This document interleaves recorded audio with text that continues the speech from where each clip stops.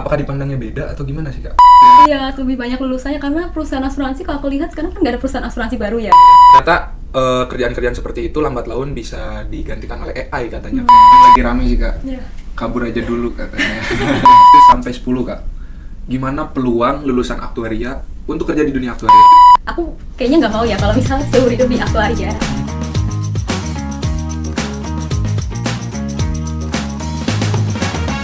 Halo kawan aktu semuanya, selamat datang di ID Talk Podcast episode perdana. Kalau sebelumnya kawan aktu menonton ID Talk itu via Instagram Live, kali ini kita menghadirkan sesuatu yang baru, sesuatu yang beda dan jauh lebih menarik, di mana kalian bisa mendengarkan kami kapanpun dan dimanapun. Episode perdana, kami mengusung tema Actuary 101. Dan sekadar informasi, sekarang kita sudah berada di kantor Persatuan Aktuaris Indonesia. Bagi sivitas aktuaria mungkin sudah tidak asing, karena PA ini sudah berdiri sejak 19 Oktober 1964 dan sudah menjadi anggota International Actuarial Association. Kami, komunitas anak aktuaria Indonesia, mengucapkan terima kasih kepada PAI karena sudah mendukung sampai terselenggaranya ID Talk Podcast edisi perdana. Baik, mari kita mulai. Sebelumnya, kenalkan saya Fadil Maulana yang akan menemani kawan aktu semua 1 jam ke depan. Dan melalui tema Actuary 101, kita akan mengangkat cerita kita, cerita aktuaria. Di samping aku sudah ada kakak, mungkin boleh perkenalkan. Oke. Perkenalkan, aku Maria Stefani Inglina, biasa dipanggil Fani. Oke, halo Kak Fani. Gimana kabarnya hari ini, Kak? Baik. Baik ya, Kak. Ini Kak, aku dengar-dengar Kak Fani ini kan sedang berkarir di dunia actuary ya, Kak, Iya, di betul. AIA Benar. Indonesia. Kalau boleh tahu sudah berapa lama, Kak? Ini sekarang udah 2 tahun. Oh, sudah 2 Iya. tahun. Dan mungkin posisi atau kesibukan yang Kakak lakukan sehari-hari itu? Oh, kalau di AIA ini aku di tim experience study. Gitu. Jadi kegiatan sehari-harinya kita analisa data claim, terus setiap tahunnya juga ada namanya studi, tapi itu bukan belajar. Kita ada bikin assumption misal IBNR, terus assumption mortality morbidity gitu Iya, untuk iya. bikin produk. Oh, berarti kan Iya. di produk ya, Kak? Oh, Di- bukan, masih experience tadi, Oh, cuman masih di asumsi experience. itu nanti digunakan buat bisa bikin produk baru atau evaluasi produk yang udah ada gitu. Oke. Ternyata udah teknis nih, Kak. Oh, iya? Pekerjaannya. Cuma mungkin untuk mengawali pembicaraan kita ya, Kak, aku mau ngajak Kakak throwback sih, Kak. Oke. Dari informasi yang aku dapatkan, Kakak ini lulusan Universitas Gadjah Mada ya, Kak. Masuk ilmu aktuaria di tahun 2019. Iya. Itu kan tahun pertama, kalau aku nggak salah, koreksi ya, Kak. Iya. Di UGM ada ilmu aktuaria. Kalau aku boleh tahu, sebelum mendaftarkan diri, memantapkan diri, apa yang Kakak lihat sih, Kak, tentang prodi aktuaria ini? Oke, pertama, jadi waktu sebenarnya aku nggak tahu aktuaria tuh. Jadi kan SMA itu aku 2 tahun ya ambil akselerasi. Di tahun kedua akselerasi, itu bagus. aku belum tahu aduh mau jurusan apa ya. Aku suka matematika, suka Iya. akuntansi, tapi nggak mau akuntansi murni, nggak mau matematika murni karena kalau akuntansi kata papa aku udah banyak akuntan-akuntan di luar sana, matematika apalagi dia masih luas kan, nggak ada Iya. spesifikasinya. Terus adalah waktu itu di SMA aku edufair, jadi semua univ, semua prodi gitu datang perwakilan-perwakilan dari alumni SMA aku. Terus waktu itu aku datang ke putnya statistika UGM, terus Oh, statistika, iya. terus mereka kasih tahu ada nih mau prodi aktuaria. Jadi dia sebenarnya udah ada peminatan di statistika, peminatan aktuaria. Terus sekarang mau dibikin prodi baru, terus aku cari aktuaria gajinya tinggi nih. Terus dia matematika, akuntansi, statistika. Maksudnya matematika sama akuntansi kan dua-duanya aku suka tuh. Oh, ini kayaknya cocok sih. Terus ya udah waktu itu aku daftar SNMPTN, isi yang pertama aktuaria ini, terus yang kedua kimia. Sebenarnya itu ngasal sih yang kedua. Tapi untungnya keterima. di Langsung aktuaria. gol ya, Kak, Iya. pilihan pertama. Oke, jadi memang secara basic Kakak suka matematika. Habis itu lihat, ya sebenarnya banyak sih, Kak, mahasiswa aktuaria yang milih aktuaria itu karena gaji yang tinggi. Berarti Kakak juga sama ya, Kak? Oke, Kak. Nah, itu kan alasan Kakak masuk sih, Kak. Waktu setelah jadi mahasiswa nih, Kak, apa sih yang Kakak rasa, oh sebenarnya aktuaria nih kalau bisa aku recap gitu, Kakak recap pelajarannya tuh tentang ini, dan apakah memang yang setiap kita pelajari itu juga diimplementasikan Kak di dunia karir? Oke, kalau di kuliah itu sebenarnya kita belajar semua metode yang ada di dunia aktuaria. Misal kayak menghitung premi kan ada macam-macam metodenya, terus hitung dana cadangan. Nah, IBNR tuh sendiri juga ada macam-macam metodenya. Terus apalagi resiko juga ya gitu. Terus selain itu semester 1 waktu awal FMIPA itu nggak langsung dapat aktuaria full, masih dapat matkul-matkul dasar kayak fisika, kimia, kalkulus itu. Mulai semester 2 baru deh ada mulai banyak matkul aktuarianya. Terus kalau implementasi sebenarnya dari semua yang dipelajari di kuliah tuh nggak semuanya diimplementasikan, karena pada kenyataannya di perusahaan itu mereka udah ada metode khusus yang harus kita ikutin, dan ya udah kita ikutin itu, terus tinggal kita jelasin aja hasilnya itu seperti apa ke manajemen gitu. Oh iya, mungkin nanti ketika di dunia karir pasti ya basic-basicnya pasti terpakai, Iya, cuma nanti basic. pendekatannya Beda. beda-beda. Oke Kak, nah menarik sih Kak kalau udah kita mulai bahas dunia karir gitu Kak. Aku pengen tanya sih, waktu Kakak masih mahasiswa kan banyak juga ya Kak, mungkin teman-teman seangkatan atau juga Kakak nggak ada kakak tingkat sih ya karena angkatan pertama. Iya. Apakah memang semua lulusan aktuaria itu berkarir di dunia actuary atau memang ada alternatif karir yang lain gitu Kak? Oke. Nah, karena aktuaria itu sendiri dia ada statistika akuntansinya, jadi teman-teman aku juga nggak semua jadi aktuaris di asuransi, ada yang berkarir di bank. Jadi data scientist juga masih bisa karena udah dapat matkul statistika kan. Iya. Cuman mungkin memang data scientistnya nggak sedalam sama orang yang murni statistika doang gitu. Cuman karena aktuaria ini dia penggabungan 3 jenis tadi, statistika, akuntansi, matematika, kita jadi punya banyak opsi. Gitu. Berarti betul ya karena kita belajarnya banyak, pun nanti alternatif karirnya Bener, beragam ya Kak. bener. Oke nih Kak. Setelah Kakak menjalani gitu Kak, perkuliahan, terus juga mungkin intern, kalau boleh tahu Kakak di semester berapa pertama kali? Intern itu semester 6. Oh semester Iya. 6, berarti tingkat 3 ya Kak. Iya, benar. Apakah itu langsung memang di divisi actuary atau seperti apa Kak? Waktu itu iya, langsung di divisi actuary. Kalau boleh tahu perusahaannya Kak? Oh, Tokyo Marine, yang asuransi umum. Ya, waktu itu di situ. Sebenarnya waktu itu karena angkatan pertama, jadi nggak tahu deh magang di mana ya. Terus akhirnya aku tanya-tanya lah cutting statistika yang dikerja di dunia asuransi. Terus mereka kasih referral itu nih, Tokyo Marine butuh intern. Terus aku intern di situ. Oke, itu kan intern pertama ya Kak. Mungkin di sini banyak teman-teman semester 6 juga atau mungkin semester 7 yang mempersiapkan diri nih Kak. Dan nggak jarang sih aku kalau lihat-lihat Instagram atau ngobrol sama teman-teman, ternyata banyak yang kesulitan juga Kak. Mungkin Kakak bisa kasih tahu atau kasih saran kita tips and trick gimana sih Kak untuk bisa mendapatkan intern sesuai yang kita harapkan, dan mungkin ada skill khusus yang harus kita kuasai gitu. Sebenarnya kalau skill khusus waktu itu nggak ada ya. Cuman aku coba daftarin aja semua yang buka magang di aktuaria ini, karena kalau magangnya di luar aktuaria nggak bisa konversi ke SKS. Betul. Gitu. Terus kebetulan waktu itu dapet lah Tokyo Marine. Itu. Cuman kalau sekarang harusnya lebih gampang karena udah banyak cutting, terus dosen-dosen juga punya banyak kenalan kan. Iya. Iya. Iya. Oke. Mungkin kita lanjut ke ini sih Kak. Tadi kan udah ngomongin soal apa yang kita pelajarin, terus juga sedikit-sedikit karir Kakak di dunia actuary. Aku mau bahas soal sertifikasi sih Kak. Iya. Jadi kan selalu ada pertanyaan nih kayak actuarial science gitu. Itu kan untuk menjadi actuary-nya ada sertifikasi. Iya, betul. Nah, sebetulnya apakah dimungkinkan Kak ketika kita belum full semua modul lalu berkarir di actuary ketika sudah lulus S1?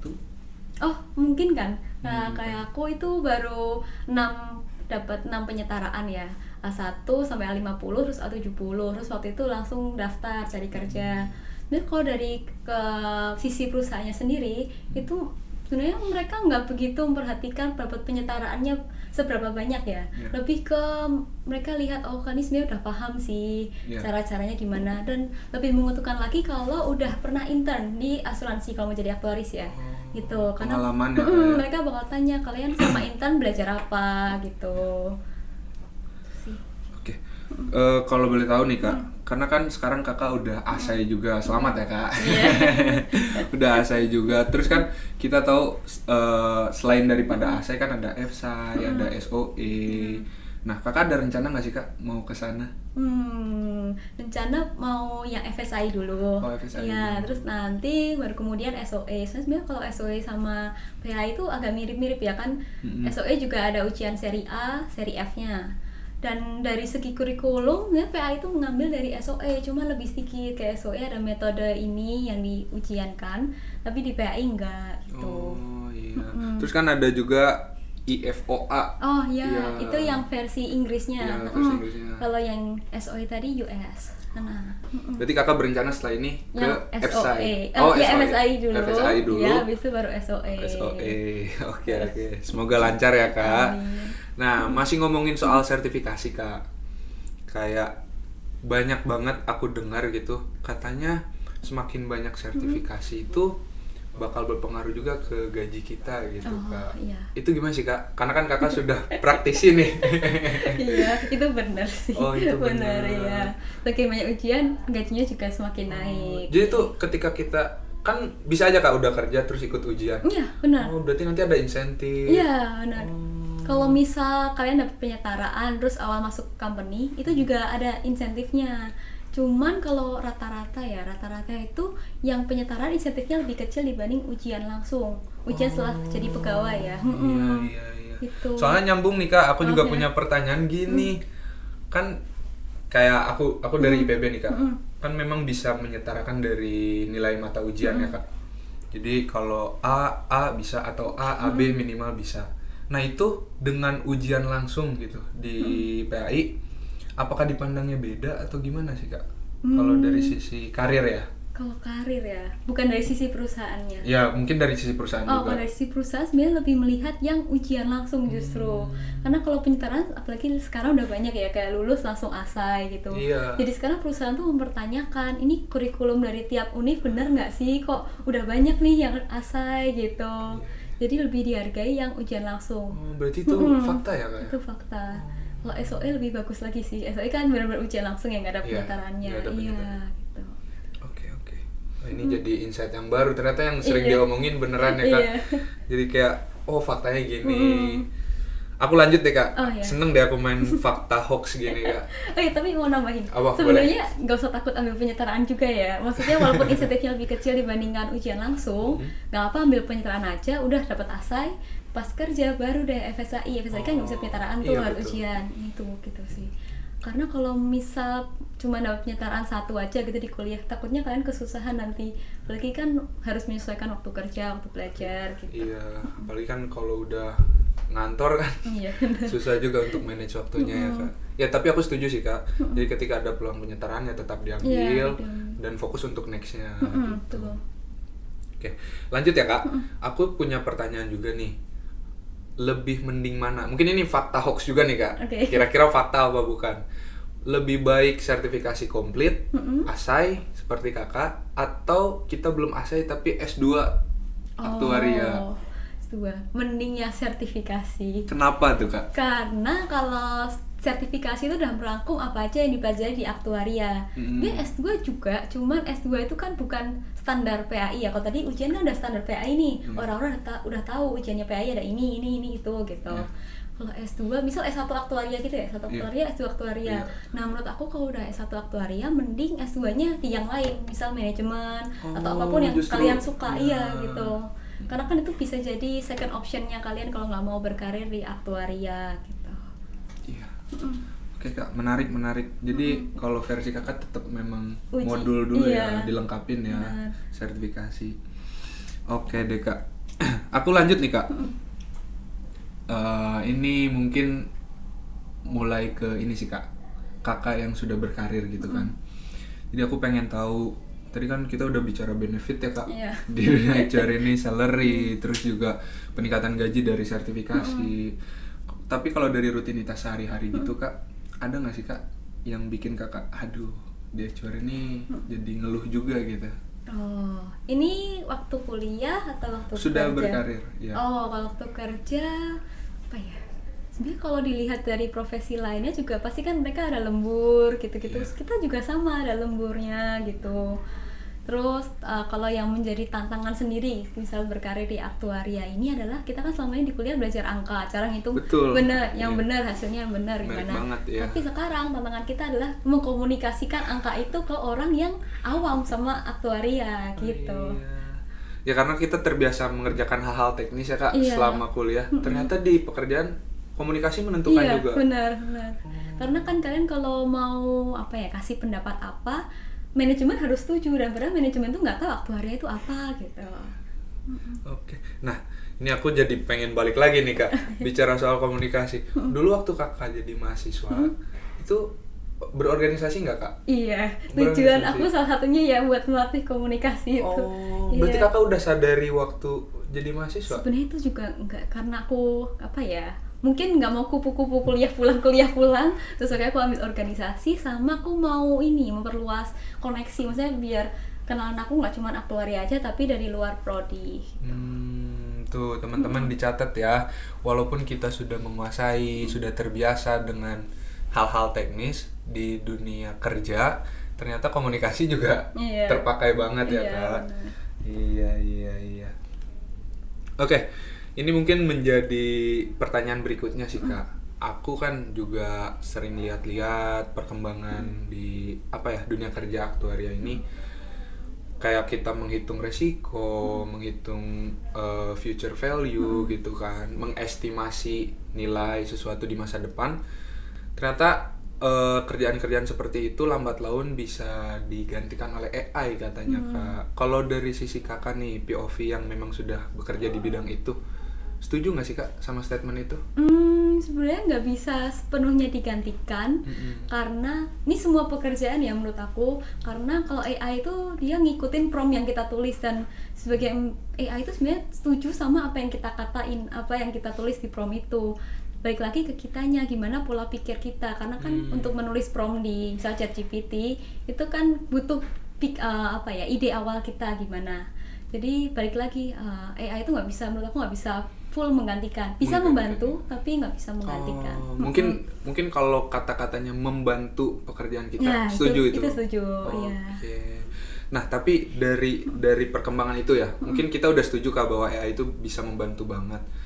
Apakah itu akan mempengaruhi peluang kerja bagi mahasiswa? Karena kan ibaratnya ketika pekerjaan sudah dibantu AI kan jumlahnya nggak bakal terlalu banyak ya Kak? Iya, benar sih. Iya. Itu gimana menurut Kakak? Gimana ya? Mungkin kalian harus nambah skill supaya bukan untuk menandingi AI tapi untuk unggul dari yang lainnya juga. Itu biar kalau jadi jadi pembeda kalian saat interview cari kerja atau cari intern gitu.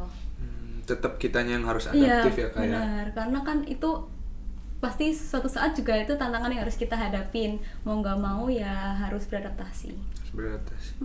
Oke Kak, terima kasih Kak untuk pertanyaan dan kemudian jawaban yang luar biasa.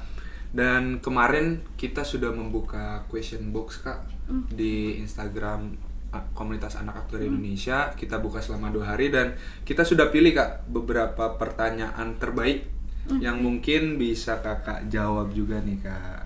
Oke, sebentar ya. Oke, kita masuk ke pertanyaan pertama ya, kawan aktu semuanya.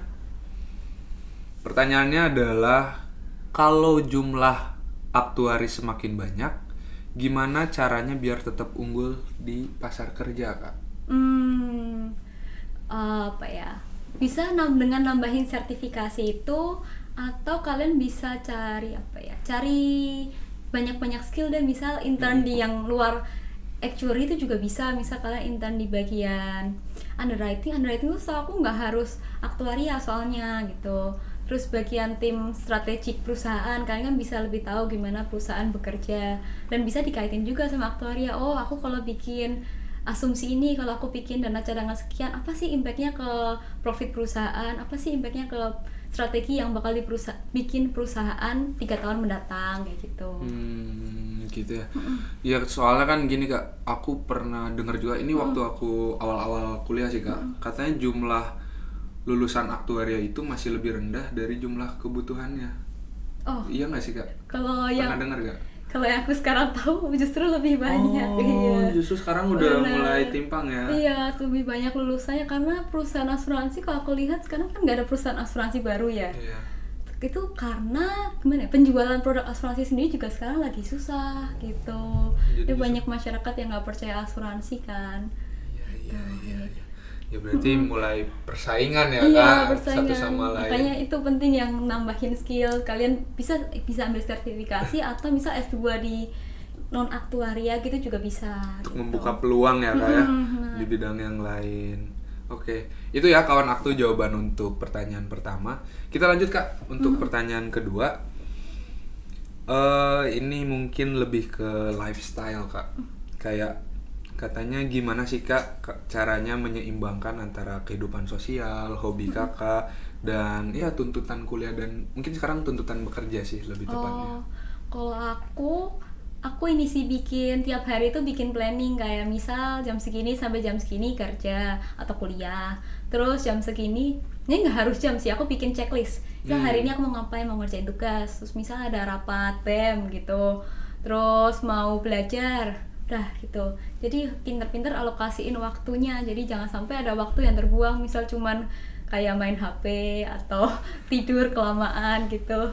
Cuman memang ada sih kadang hari yang aku pengen istirahat, itu juga nggak apa-apa. Yang penting kerjaannya selesai dan selesaiin kerjaannya itu sebelum jauh-jauh hari sebelum deadline-nya. Buat jaga-jaga kalau nanti ada kejadian mendadak yang urgent yang harus segera diselesain gitu. Iya, berarti skala prioritas juga mendahulukan apa yang harus diselesaikan ya Kak ya. Karena kan biasa mahasiswa sekarang deadliners Kak. Iya. Jadi ngerasa sibuk mulu padahal emang menunda aja. Iya. Itu teman-teman ya, bagaimana caranya menyeimbangkan kehidupan sosial dengan tuntutan pekerjaan. Oke. Ini Kak, pertanyaan berikutnya. Ini mungkin tentang ini sih Kak, apa ya namanya? Salah satu mahasiswa aktuaria ini kan jadi peserta di ajang Clash of Champions COC. Nah, kalau dari sisi Kakak nih sebagai alumni juga ilmu aktuaria, melihat itu seperti apa? Karena kan beliau ini yang menjadi peserta COC ini kan menonjolkan sisi logiknya gitu di konten-konten Instagram. Oke, sebenarnya kalau logik yang dipakai di dunia karir aktuaria ini nggak serumit yang di COC itu sih.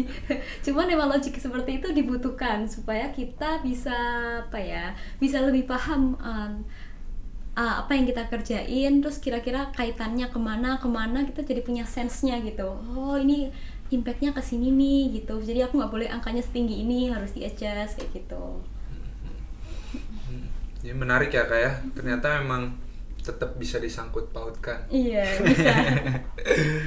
Oke, selanjutnya Kak, aku lanjutin ke pertanyaan berikutnya. Banyak teman-teman kita yang bilang kalau belajar di jurusan aktuaria itu berat Kak. Iya. Terus aku dengar juga tadi Kakak kan aktif organisasi, terus berapa kali aku kepoin Kakak ikut lomba juga. Nah, itu kok bisa Kak dengan segala kesibukan Kakak tetap? Oh, iya. Itu tadi sih pinter bagi-bagi waktunya. Di misal aku hari ini mau belajar ini, terus mau kerjain tugas, atau aku mau main itu juga nggak apa-apa. Maksudnya yang penting aku bisa atur waktu. Oke, hari ini main, tapi besok aku harus belajar karena minggu depan misal ada ujian atau kuis kayak gitu. Terus kegiatan sosial juga misal kalau yang tadi organisasi gitu juga, yang penting semuanya di planning dan pastiin semuanya itu ter-achieve ya. Jadi biar semuanya juga jalan sesuai seharusnya. Oke, kalau dari Kakak sendiri nih Kak, waktu itu kan mungkin sempat menjalani ya Kak, kuliah, organisasi, terus habis itu lomba-lomba juga. Kakak membagi prioritasnya tuh seperti apa Kak? Apakah memang ketika organisasi dengan kuliah berbarengan, Kakak mendulukan yang mana, yang kuliah, atau memang ada treatment khusus gitu Kak? Oke. Jadi kalau kuliah organisasi, aku lebih mendahulukan kuliah pada waktu itu. Terus organisasi itu soalnya biasanya malam atau nggak weekend. Jarang bertabrakan juga ya sebetulnya.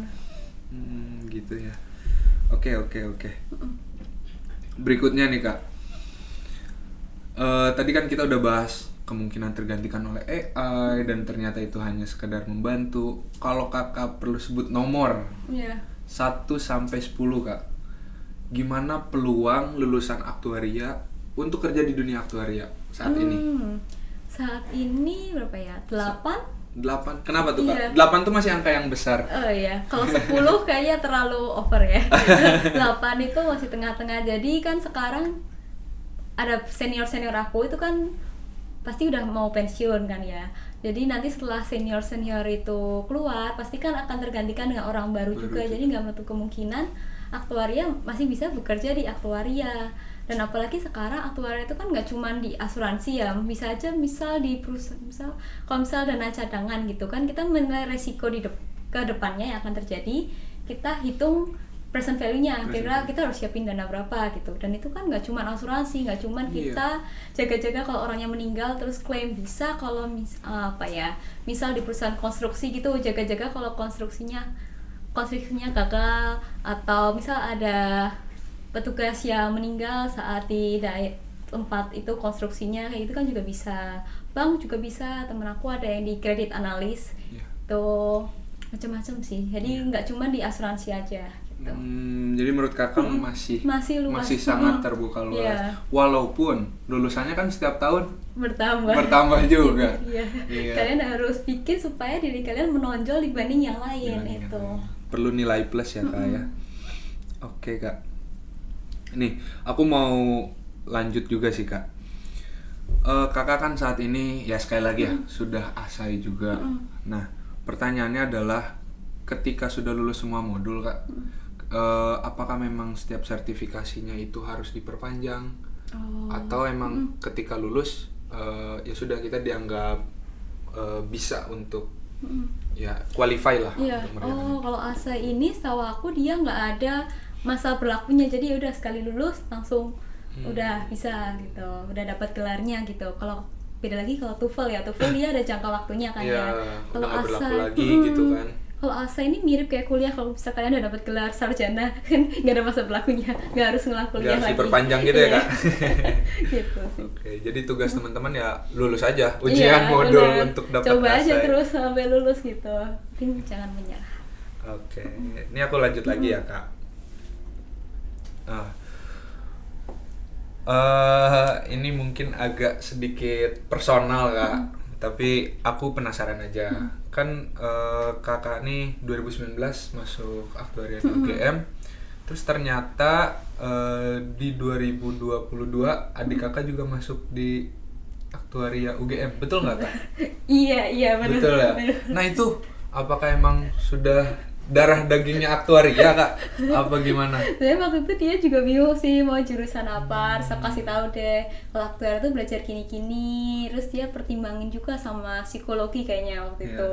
Terus setelah dia lihat komen aku, oh kayaknya bagus juga sih aktuaria. Mungkin itu sih yang bikin dia akhirnya mau aktuaria. Gitu. Jadi memang ketertarikan awalnya sama ya kak? Iya, dia sama-sama suka matematika, tapi sebenarnya dia juga suka hafalan sih. Cuma itu karena aku cerita nih, maksudnya nggak cuma hitung-hitungan doang kok, ada banyak hal seru yang bisa dipelajarin di kuliah gitu deh. Akhirnya tertarik ternyata. Ya berarti keren juga ya kakaknya aktuaria, adiknya juga aktuaria. Makanya pas saya lihat, wah ini emang aktuaria banget gitu. Satu keluarga. Oke kak, aku lanjut lagi kak. Setelah mendapat gelar ASAI di usia yang cukup muda ya kak, waktu itu kalau aku boleh tahu, apakah memang kakak dari ujian semuanya atau sempat ada penyetaraan juga? Oke. Kalau penyetaraan aku dulu dapat 6, dari 7 itu dapat 6 penyetaraan. Tinggal sisa 1 berarti. Tinggal 1 ujiannya gitu. Jadi waktu itu pengen aku kan bisa ngulang juga ya, ngulang matkul. Tapi waktu itu aku gak mau ngulang, aku mau lulus cepet aja lah. Terus udah aku biarin dapat 6 aja, satunya ujian. Ternyata pas ujian loh, kok susah ya. Tapi akhirnya yaudah aku coba terus sampai berhasil dan akhirnya dapat. Boleh tahu nggak kak, yang ujian itu modul yang mana? Oh itu 60, matematika aktuaria. Oh matematika aktuaria. Berarti teori risiko lulus juga ya? Untungnya lulus. Untungnya dapat penyetaraan itu. Iya. Luar biasa, 6 sisa 1.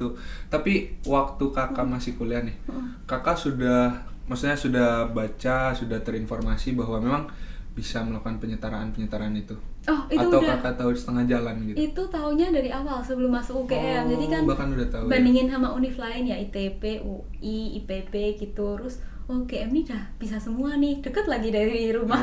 Terus ya udah deh UGM akhirnya gitu. Iya, keren banget ya. Jadi begitu lulus bisa fokus satu, tinggal sisa satu. Oke, Kak Fani. Kak Fani, saat ini kan kakak sedang menjalani dunia kerja di AIE Indonesia. Sudah jalan berapa? Sekitar 2 tahun. 2 tahun. Nah, untuk mahasiswa yang masih ongoing, mungkin kakak bisa jelasin Kak antara bedanya bekerja di actuary firm, perusahaan asuransi, atau mungkin karir alternatif seperti consulting, atau risk analyst, data science. Itu kira-kira yang kakak lihat gitu, karena kakak sudah di dunia kerja, apa sih Kak kelebihan kekurangan masing-masing? Oke, kalau di perusahaan asuransi sendiri itu lebih luas kalau buat aktuaria, karena kan kalau di asuransi ada tuh divisi khusus buat aktuaria, ada pricingnya, ada modelingnya, ada bagian valuation tadi disebutin, terus ada apalagi reporting juga ada, reinsurance ada, underwriting, kayak lengkap deh, lengkap semuanya ada kan. Maksudnya kalau mau cari peluang dapat kerja yang luas itu ya di asuransi itu, karena dia ada banyak option. Tapi selain itu juga bisa di konsultan, karena kan kalau konsultan tuh juga klien-kliennya perusahaan asuransi, terus perusahaan lainnya juga ada gitu. Itu juga bisa konsultan aktuaria atau akuntansi, itu semuanya bisa. Terus kalau yang di bank itu juga bisa risk analyst, apalagi kredit analis, data analis tuh bisa, karena kan kita juga belajar statistika. Cuman kekurangannya kalau konsultan aktuaria masih bisa tuh dapat insentif dari ujian. Asuransi juga, tapi kalau bank itu setahu aku enggak. Iya, setahu aku enggak dapat benefit yang udah dibahas tuh enggak. Iya, kalau bank enggak. Karena kalian dianggap kayak lulusan non aktuaria lainnya gitu. Jadi ya udah dapat gaji pokok aja. Tapi kalau di asuransi konsultan aktuaria itu bisa dapat. Oke, tapi tadi betul ya, kalau memang untuk fleksibilitas tetap di perusahaan asuransi karena banyak banget gitu kan divisinya. Oke. Selanjutnya Kak, masih berbicara karir juga Kak. Waktu kakak, ya karena berhubung kakak kan sudah 6 penyetaraan, udah tinggal 1, adakah perbedaannya gitu Kak, nilai jual antara fresh graduate yang udah komplit atau masih ongoing, dan seberapa berpengaruh itu ketika memang kerja bareng di dunia kerja? Oh, bedaannya. Sebenarnya nggak ada perbedaan signifikan kalau kita kerja sama orang yang udah langsung asai sama yang belum, karena kan itu lebih mana ya, cara mereka gimana memahami apa yang kita jelasin ke mereka. Misalnya ada anak baru datang, terus aku transfer knowledge gitu. Ya, jadi tergantung tingkat pemahaman mereka, gimana logikanya, terus mereka mau nggak kalau lagi bingung sesuatu tanya gitu. Kalau dari posisi nggak berpengaruh juga? Posisi sebentar. Kalau buat fresh graduate nggak ada. Cuman kalau kalian udah masuk kerja, misal biasanya ada ketentuan. Kalau mau jadi asisten manajer atau manajer tuh harus FSAI gitu. Ada minimumnya. Iya, jadi misal kalian udah pinter banget nih, wah atasan jagoin kalian, tapi kalian belum dapat FSAI, nggak bisa tuh jadi manajer gitu. Iya. Oh, berarti ASAI atau FSAI itu ASAI, FSAI bakal menentukan ketika memang untuk jabatan-jabatan tertentu ya Kak. Tapi ketika fresh graduate nggak ada soal itu. Nggak ada. Yang penting kitanya tetap berusaha untuk melengkapi lah Kak. Iya. Oke Kak, aku mau tahu juga nih, karena mungkin aku pengen sih Kak berkarir di dunia aktuaris. Kalau kakak boleh cerita dari benefit atau kompensasi, kayak yang aku dengar kan, misalkan belum komplit nanti bisa ujian, itu bakal seperti apa Kak? Insentifnya tadi apakah juga dapat toleransi kita untuk belajar, dikasih waktu khusus atau seperti apa? Toleransi, iya. Kalau di aku perusahaan asuransi ya, dia ada ketentuan, misal dari biaya ujian dulu. Biaya ujian kan lebih mahal ya dibanding mahasiswa. Nah itu kalau misal sekali gagal, oke lah dibayarin 100%. Nah 2 kali gagal tuh bisa 50% atau nggak sama sekali nggak dibayarin. Terus kalau 3 kali gagal baru 25%. Sisanya udah nggak dibayar sama sekali kalau ujian. Tapi kalau ujiannya lulus dapat insentif. Cuma ada juga company yang kalau kalian udah lebih dari 3 kali percobaan gagal terus, kalian mau lulus ujian pun nggak dapat insentif. Itu ada kayak gitu. Tapi itu beda-beda ya Kak? Itu beda-beda tiap kan perusahaan. Jadi iya. itu harus ditanyain kalau kalian mau ini daftar perusahaan asuransi, tanyain ke HRD-nya. Kebijakannya gitu. beda-beda. Oke, menarik. Oke, ini sih Kak, kalau Kakak membandingkan gitu, yang tadi antara kerja di sebagai aktuaris di firma sama di perusahaan, kebetulan kan sekarang di perusahaan Kak, Kakak ada tertarik untuk ke firma nggak Kak? Firma itu yang seperti kayak gimana ya? Mungkin kayak lembaga konsultan. Oh, konsultan. Kalau aku dengar dari teman aku, kalau konsultan tuh makin ini lama lemburnya. Oh. Iya, cuman emang sebenarnya kan mereka dibayar ya Iya. per jam lemburnya gitu. Sebenarnya dari segi gaji makin banyak. Cuman ya itu kalau menurut aku pribadi, kalau aku full kerja 20 jam gitu, bisa tidur 20 jam walaupun gajinya tinggi, tapi kok aku nggak ada istirahatnya, terus nggak ada ketemu orang luarnya, nggak ada mainnya. Kayaknya aku juga nggak mau kayak gitu. Jadi menurut aku emang yang paling cocok buat aku yang perusahaan Sekarang. ini. Iya. Oke lah Kak, semoga lancar selalu ya Iya. Kak di AI-nya. Oke, ini mungkin tiap profesi kan pasti punya challenging ya Kak. Termasuk profesi Kakak saat ini. Kalau Kakak melihat ya 2 tahun menjalani sini, apa sih Kak challenge yang udah Kakak rasakan dan bagaimana Kakak untuk mengatasinya? Oke, challenge-nya apa ya? Kalau perusahaan asuransi itu kan dia udah ada ini ya, metode khususnya yang harus kita ikutin.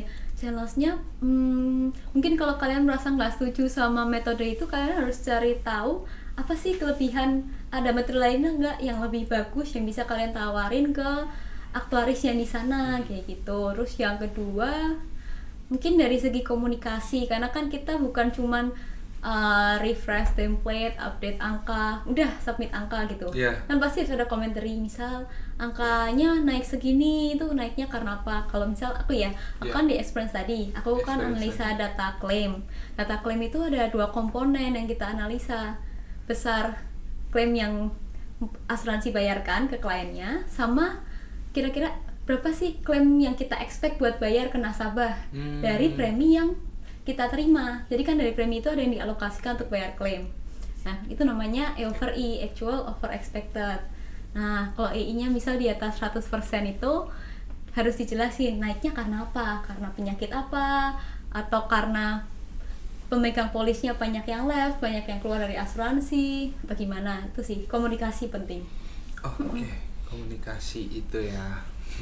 Berkali-kali kita bahas Kak. Iya. Kan berarti udah menguasai teknis juga komunikasi, jadi apa ya? Jadi metode yang memang harus ditonjolkan ketika kita di dunia kerja ya Kak. Berikutnya nih Kak, buat teman-teman juga yang sekarang lagi cari internship gitu kan, terus juga yang udah lulus mungkin mau memulai karir di aktuaria, kalau memang kita sampai saat ini belum mendapatkan apa yang kita inginkan, apa yang bisa kita lakukan gitu Kak? Selain ya tentunya kirim-kirim CV, cek-cek LinkedIn terus. Kalian bisa, mungkin kalau misal udah cukup lama ya mau cari kerja belum dapat, bisa tuh dipertimbangin S2 tuh bisa. Atau mungkin kalian perluas jaringan yang perluas tempat kalian cari kerja, bisa nggak yang di luar aktuaria gitu, misal coba daftar yang manajemen atau data analis kayak gitu kan peluangnya juga banyak ya, bisa kerja di yang misal Tokopedia, Shopee gitu. Itu sih. Terus selain itu, selain S2, selain cari kerja yang di non aktuaria, bisa juga tambah skill. Misal kalian hobi apa, hobi masak atau hobi apa, bisa tuh ambil kelas masak. Maksudnya kan itu nggak menutup peluang gitu, bisa jadi masa depan kalian kita bukan aktuaria, itu juga bisa gitu. Betul. Tapi Kakak sendiri nih yang udah memang jalannya sudah di sini gitu sebagai actuary, kita main ini lagi deh Kak. Dulu kan waktu Kakak mau masuk kuliah punya ekspektasi, waktu masuk kerja pasti dong punya ekspektasi juga. Yeah. Ada gap nggak Kak? Waktu Kakak pikir kerjanya bakal gini, pas dilakuin ternyata nggak gitu. Oh, ekspektasi apa ya? Mungkin aku ekspektasinya kerja, waduh, nih kayak yang dipelajarin di kuliah nih, Iya. susah banget. Apalagi kan dulu di UGM tuh ada acara yang kita ngundang pembicara dari Iya. tiap ini kan yang bekerja di aktuaria, misal dari divisi pricing atau divisi apalagi ya, misal modeling gitu kan, mereka Modeling. jelasin tuh mereka kerjaannya ngapain. Terus aku, waduh, kerjaan aku nanti kayak gitu tuh. Tapi terus nyata aku udah takut, aduh aku harus belajar itu semua sendiri. Nyata pas masuk kerja itu semua nyata dipelajari dan bisa dipelajari. Iya. Justru kakak awalnya takut ya? Takut, iya takut tuh nggak bisa, kayaknya aku nggak sepinter mereka. Terus ternyata mereka mau ngajarin juga ya senior aku, terus jadi aku udah paham baru deh bisa kerjain gitu. Oke. Ya kalau Kak Fani malah yang awalnya takut jadi enjoy gitu Iya. kan. Yang bahaya kan awal yang ngira mudah ternyata susah Kak. Oke Kak, kita lanjut Kak. Kita pengen tanya-tanya lagi waktu kakak menjalani kuliah sih Kak. Itu kan mungkin nggak semua mata kuliah mudah atau nggak semuanya susah gitu. Tapi ada nggak kakak punya kendala tuh justru dengan dosennya? Udah mata kuliahnya susah, dosennya nggak cocok pula. Mungkin bisa cerita Kak. Oh ya, itu pernah sih tuh waktu semester 1 waktu awal banget masuk aktuaria. Terus dapet tuh kita nggak boleh sebut nama matkul Iya. ya. Jangan sebut nama matkul. Itu tuh ada mata kuliah aktuaria yang aku dapat. Terus dosennya tuh lebih ke nyuruh kita belajar sendiri, karena dia cuma jelasin sedikit, terus sisanya kita perlu belajar dari buku gitu, buku pengantar. Nah waktu itu aku udah cukup stres tuh, waduh, ini belajar semuanya sendiri, bahasa Inggris lagi. Terus Kaget juga nggak sih iya, Kak waktu kaget, itu? bener. Awal-awal kan? Iya, itu kayak pertama kali aku baca buku pelajaran bahasa Inggris, karena sebelumnya kan aku SMA negeri, itu pakai buku bahasa Indonesia, semua full Indonesia lah gitu. Terus belajar buku bahasa Inggris, ada formulanya, terus wah, tapi waktu itu entah kenapa akhirnya kok bisa juga ya. Cara survive-nya gimana tuh Kak? Itu karena waktu itu Inggris aku belum jago-jago banget, sekarang juga belum jago sih. Aku ini buka Google Translate kayak maksudnya apa sih, terus aku catat sendiri pakai bahasa Indonesia yang bisa. Jadi kalau aku buka buku catatan itu aku bisa, oh ini nih aku pelajarin dulu tuh sih. Terus banyak latihan soal juga. Terus ternyata ujung-ujungnya bisa tuh. Terus selain itu juga ada apa ya, waktu itu kayaknya kalkulus tuh waduh susah banget nih. Kalkulus ada di SMA cuma belajar kayak gini, matematika kok di sini kayak gitu. Nah waktu itu caranya adalah aku ikut kayak tutor ya, tutor kalkulus yang diadain sama cutting matematika, itu kan juga ada di UGM. Ikut situ, terus kalau ada yang nggak paham aku tanya-tanya gitu. Dulu sering ngadain belajar bareng sama teman-teman juga nggak Kak? Untuk matkul tertentu gitu? Oh, aku dulu jadi ini tutor tapi yang matkul aktuaria ya. Iya. Tutor matematika aktuaria sama, aduh aku lupa satunya lagi. Iya, matematika Kakak aktuaria. yang jadi tutor? Iya, aku yang Wah, jadi tutor. luar Tapi biasa. waktu itu online. Iya, jadi waktu itu aku karena masuknya 2019 itu ya kepotong COVID. Jadi waktu itu aku sambil magang yang di Tokyo Marine itu, terus aku tutor online gitu. Iya. Nah, setelah memang ya berusaha survive, terus juga hasilnya luar biasa Kak, memuaskan gitu. Iya, Pun 6 modul kan bisa disetarakan Kakak. Ketika masuk intern gitu Kak, mungkin Kakak kan langsung ke Pru ya waktu itu. Jadi waktu kuliah itu internnya Tokyo Marine. Tokyo Marine. Nah, terus setelah lulus tuh susah cari kerja. Makanya aku magang dulu di Prudensial Iya. gitu. Sebenarnya aku mau tanya sih Kak, Kakak punya saran nggak buat teman-teman yang masih mahasiswa, lebih baik kita pilih big company tapi memang posisinya biasa gitu, atau memang divisi actuary tapi perusahaan yang normal aja gitu? Oh, ini bentar. Kalau buat intern atau buat kerja? Buat intern sih Kak. Intern, kalau kalian berencana kerja di dunia aktuaria, mending internnya yang di aktuaria walaupun perusahaannya kecil gitu.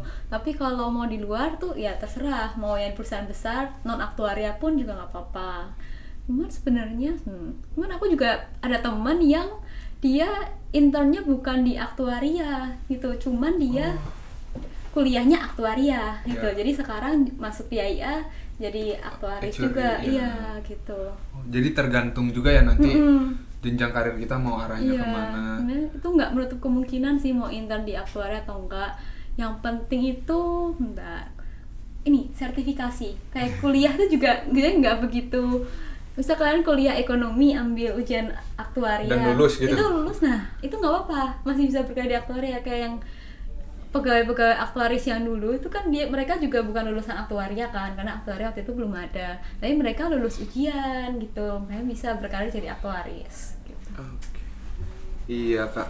Nah dari kakak sendiri ketika memang masuk ke jurusan aktuaria sudah memantapkan untuk berkarir di actuary atau sempat juga tuh terpikir alternatif seperti yang kakak cerita tadi? Waktu itu iya sempat sih, sempat terpikir alternatif lain. Cuman seiring berjalannya waktu, ini aku udah belajar aktuaria terus dari udah 3 tahun, terus aku mau pindah kemana kalau bukan aktuaria? Akhirnya itu deh, setelah lulus tetap cari yang di aktuaria dulu. Dan ya mungkin rezekinya ya intern juga selalu actuary, kerja pertama juga di actuary. Iya kak. Tapi balik lagi sih kak, kalau ngelihat dari sisi peluang gitu kan, terus juga setiap tahun kan lulusan selalu bertambah gitu kak. Kalau kakak sendiri menyarankan buat teman-teman yang fresh graduate itu, apakah memang apply aja dulu pekerjaan begitu lulus, atau melihat persaingan lebih baik menambah dulu di sertifikasi? Apply aja dulu nggak apa-apa, karena kalau nunggu sertifikasi baru cari nanti kalian kalah start. Jadi menurut aku justru bukan setelah lulus baru cari kerja, tapi setelah kalian mulai kerjain skripsi sih ya, mulai ini tugas akhir 2, jadi udah mau selesai tuh, mau sidang, nah itu mulai cari udah bab-bab akhir gitu. Iya, karena waktu itu tuh pengalaman aku setelah lulus baru cari kerja, ternyata lama nggak dapet, terus sekalinya interview prosesnya kan juga lama, berbulan-bulan. Makanya waktu itu aku intern dulu, karena yang ngasih kabar duluan ya yang intern itu gitu. Jadi lebih baik emang lebih cepat carinya. Kalau memang ternyata kok udah misal setahun itu nggak dapet nggak ada yang manggil, nah itu mungkin boleh kalian ambil ujian sertifikasi tuh, jadi tambah skill dulu biar nggak kosong waktunya. Untuk nambah di CV kita juga kan kak, bener. Sertifikasi. Iya betul. Lalu kak, kalau kakak sendiri gitu, ini kan ngelihat kuliah aktuaria ini, terus juga kesibukan segala macam, dan ya mungkin di posisi kakak ini banyak yang ingin lah kak sekarang, apalagi mahasiswa masih ongoing gitu.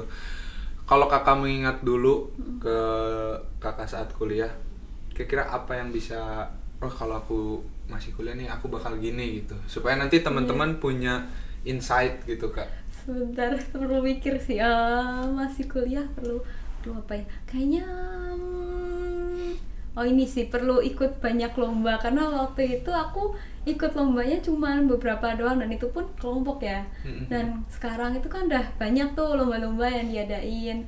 Nah waktu itu dulu aku nggak ikut kan, sendiri takut lah, kayak udah coba terus nanti gagal, ini nggak usah coba gitu. Kayak aku nggak pernah ikut lomba-lomba yang pribadi gitu, ikutnya yang tim kalau diajak aja. Terus apalagi waktu itu kayaknya beasiswa kayak ISMA kan, sekarang ada ISMA gitu. Aku nggak daftar kan, udahlah nggak dapet lah paling. Kayak aku kalau beasiswa keluar juga nanti makin lama dong kuliahnya. Nah aku kayak menyayangkan itu, aku pengen lulus cepat, itu dia. Padahal kan kalau misal beasiswa di luar, bisa studi di luar kan, bisa punya kesempatan yang bagus lah kalau bisa di luar ya. Dan di luar pun kan kalau misalnya kita S2 di luar nggak perlu yang aktuaria, jadi nambah skill itu tadi itu sih. Jadi jangan cepet-cepet lulus menurut aku, kayak ya udah nikmatin aja dulu, kalau ada peluang ambil, jangan takut gitu. Iya. Lebih terbuka juga ya kak, sama apa yang ada di depan mungkin. Benar. Terus kita coba ambil untuk menambah pengalaman. Oke. Oh iya kak, sekarang kan posisi kakak udah di AII juga, terus juga udah ASAI, rencana lanjut ke FSAI ya kak? Iya. Lanjut ke FSAI. Nah kira-kira kalau kakak sendiri gimana sih kak cara untuk mempersiapkan diri sebelum untuk ambil ujian F? Sebelum ujian F tentunya belajar. Terus pastinya. Terus bagi waktu sih, misal kalau pulang kerja gitu capek, ya udah tidur nggak apa-apa, tapi weekend ada waktu luang tuh pastiin belajar. Terus sama aku ini sih ada bikin, kemarin aku ambil F10 ya, tuh aku ada bikin target. Aku jujur pas waktu daftar itu belum sih selesai belajarnya, daftarnya kemarin 1 bulan sebelum hari ujian. Terus dah tuh aku ngebut, aku bikin target kayak 2 minggu tiap hari belajar, kan ada kisi-kisi ya, hari ini belajar subbab ini, terus hari besok apa gitu. Jadi udah ada targetnya tuh, planningnya. Oke, berarti aku bisa juga berarti ya, Kak? aku bisa belajar semua kisi-kisi dalam 3 minggu. Ya udah, pokoknya strict tuh deh, ini plan aja. Iya, soalnya aku dengar baru melaksanakan juga kan, Kak? Iya.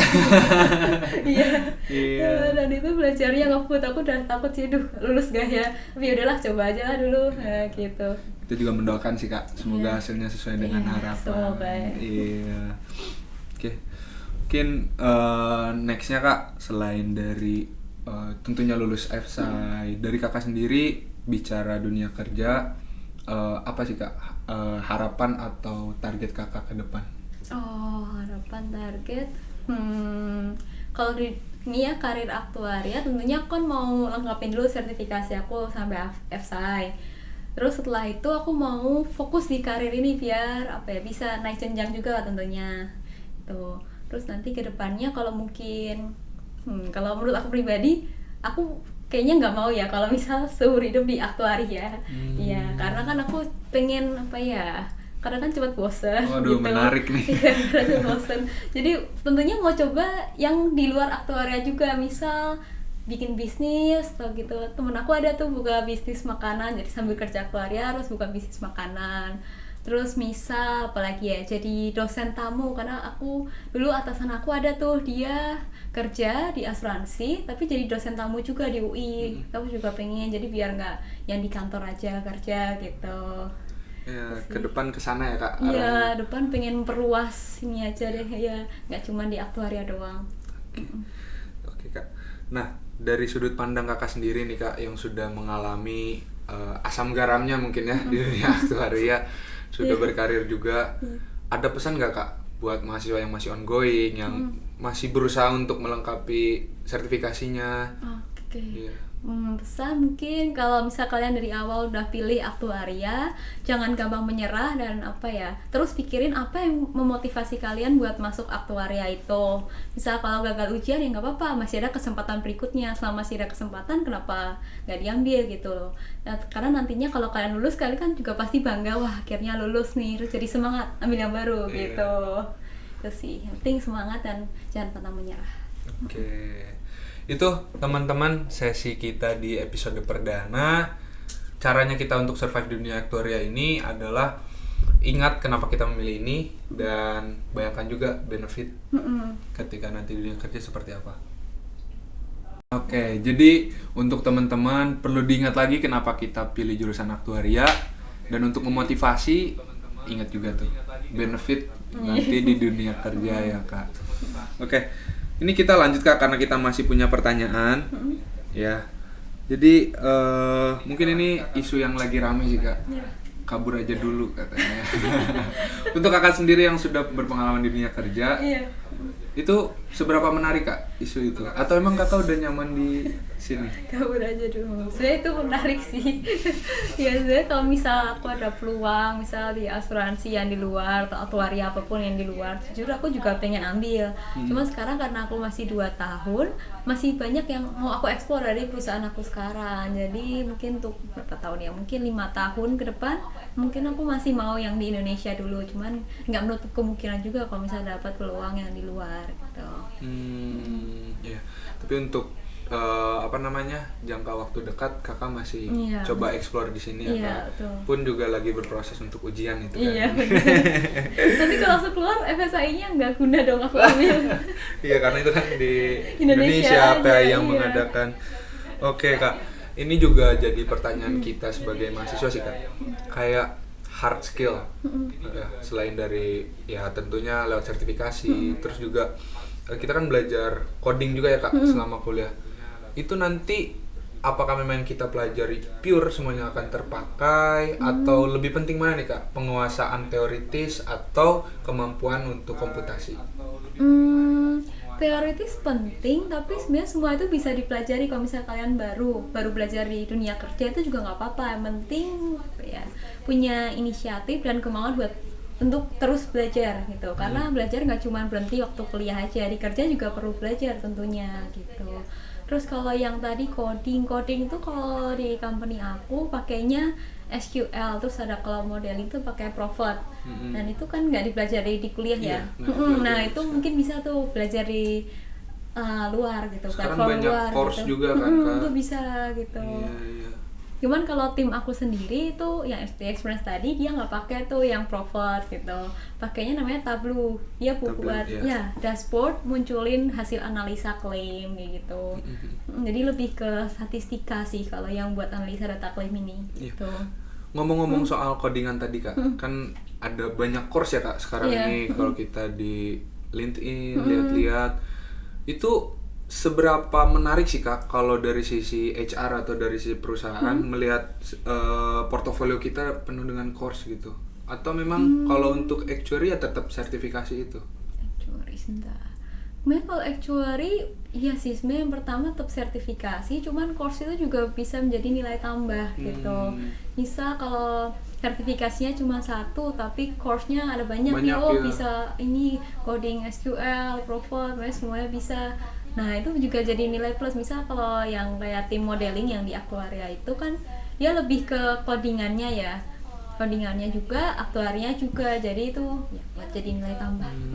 Tetap berguna, jadi misal mau ikut course apapun ya udah ikut aja nggak apa-apa. Iya Kak. Nih sekarang Kakak sudah 2 tahun juga, dari pengalaman yang Kakak rasain gitu Kak, dunia kerja aktuaria apakah sekaku itu dengan tim? Karena kan semuanya di balik layar monitor gitu ya Kak. Mungkin bisa diceritakan. Oh, kalau itu saya balik ke tim masing-masing. Ada tim yang kaku, ada tim yang suka ngobrol, nggak cuma kerja doang gitu, tapi secara personal mereka juga mau dekat sama yang lain. Tuh. Terus kalau kaku atau enggaknya, iya sih tergantung tim sih, bener.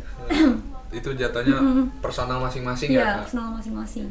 Yang penting kalian jangan capek aja komunikasiin. Misal kalian baru nih, nggak apa-apa, awalnya jangan malu-malu, komunikasiin aja kalau misalnya ada masalah apa atau ada saran apa gitu juga bisa, kan mereka juga pasti mau dengerin kan. Oke. Terus so far kalau aku tanya nih Kak, pengalaman mulai dari intern terus juga sekarang udah sebagai profesional Kak di AIA Indonesia, kalau dikasih rating Kak, Kakak di dunia actuary ini seberapa menikmati sih Kak? Menikmati berapa ya, 9 atau 8 deh, 8 juga. Kenapa tuh Kak? Kenapa nggak 9? Kenapa nggak 10?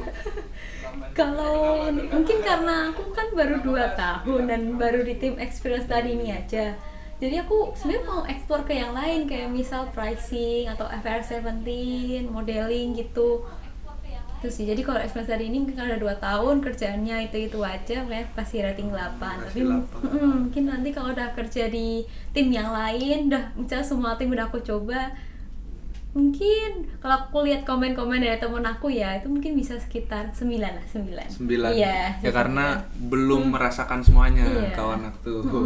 Mungkin kalau udah bisa jadi 11 11/10 gitu. Oke. Kak, mungkin terakhir nih Kak, dari Kak Fani ngelihat ya tadi persaingan, terus juga mahasiswa yang saat ini setiap periode ujian kan selalu rame ya Kak, ya yang berjuang untuk memenuhi itu. Kakak ada yang mau disampaikan mungkin ke teman-teman mahasiswa ilmu aktuaria? Oke. Kalau ujian ya, kalian yang penting jangan gampang menyerah kalau ujian. Maksudnya memang kadang soalnya susah, terus kadang tiba-tiba gampang. Iya gitu. Lagi Kak, bener iya banget. Kan? Jadi selain belajar kisi-kisi bisa juga tuh kerjain soal-soal tahun lalu. Kalau dari pengalaman aku gitu ya, jadi aku kerjain soal-soal tahun lalu juga, terus belajar kisi-kisi. Terus kalau misalnya gagal pun ya udah nggak apa-apa. Kalian kan yang penting kalian tahu gagalnya karena soal yang mana. Dan kalau tahu gagalnya karena soal yang mana, kalian perdalam di soal-soal yang tipenya kayak gitu. Submateri itu ya. Iya gitu. Jadi biar next kalau kalian coba lagi, kalian nggak akan gagal di hal yang sama. Itu sih. Oke, itu aja. Oke, teman-teman semuanya, Sekian bincang-bincang kita di episode pertama bersama Kak Fani. Terima kasih Kak sekali lagi karena sudah menjadi narasumber kita di episode pertama. Saya doakan juga karir Kak Fani senantiasa lancar, terus juga rencana-rencana di ujian FSI-nya bisa secepatnya terpenuhi. Dan tadi ya untuk explore di divisi-divisi yang berkaitan juga bisa segera dicoba. Oke, terima kasih kawan aku yang sudah menyaksikan sampai akhir. Saya Fadil Maulana, mewakili teman-teman Komunitas Anak Aktuaria Indonesia menyampaikan bahwa di tanggal 9 sampai 20 September 2025 ini akan dibuka open recruitment keanggotaan Komunitas AID batch 3. Untuk teman-teman yang kemarin di batch 2, batch 1 terlewat, bisa segera untuk mengikuti. Segala informasi ada di Instagram kita @anakaktuaria.id. Terima kasih, mohon maaf bila ada kesalahan, dan sampai jumpa di AID Talks Podcast episode kedua. Bye-bye semuanya, terima kasih. Bye-bye.